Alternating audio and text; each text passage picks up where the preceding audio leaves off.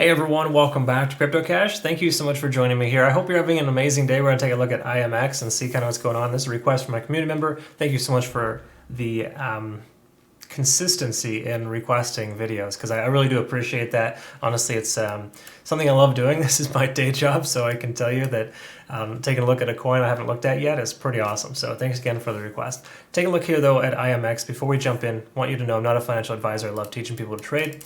If you can learn something today, I've done my job. I hope you can learn as much as you can. Thank you so much again for joining me here. CryptoCache.tech is the website if you want to consider becoming a better trader. The trading community, academy, signal group, kind of an all-in-one that kind of just fits the needs of pretty much every single trader. Link in the description below. Again, CryptoCache.tech is a site. And let me know if you are interested. You can feel free to email me with questions or message me on Telegram at CryptoCacheTech. So take a look here at IMX.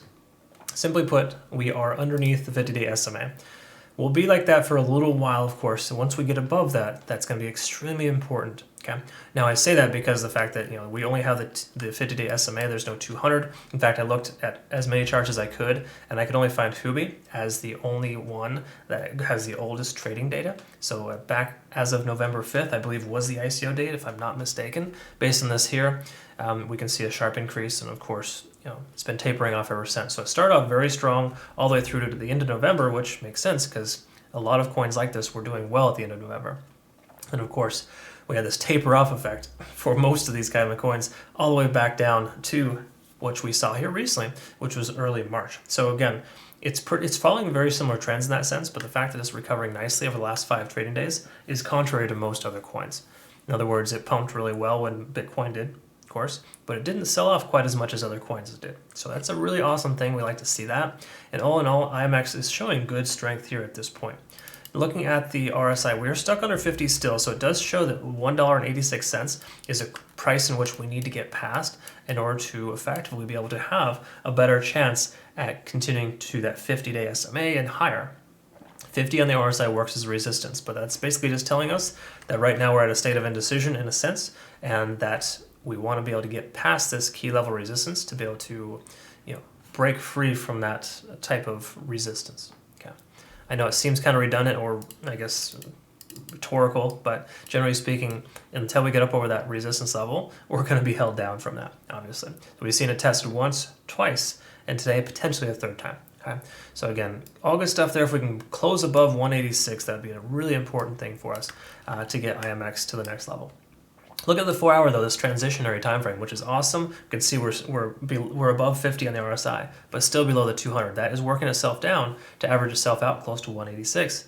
So the last 204-hour candlesticks are basically telling us the average is right here at 186. So we're getting close to that. We break above that once again, it becomes a key level support, and we can continue to ride that up higher.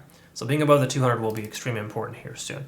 We're under the RSI of 70, which is fantastic. I'd like to see that. The strong leg up here roughly 8 hours ago got stopped out in a good way because it was overextending itself. In fact, if we take a look at TD sequential, we got a reset prior to that, but if we look at the 1 hour, I'm willing to guess we were probably pretty overextended.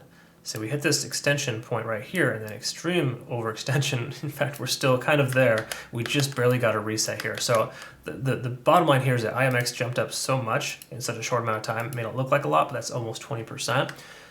And it should have retraced or consolidated at that point.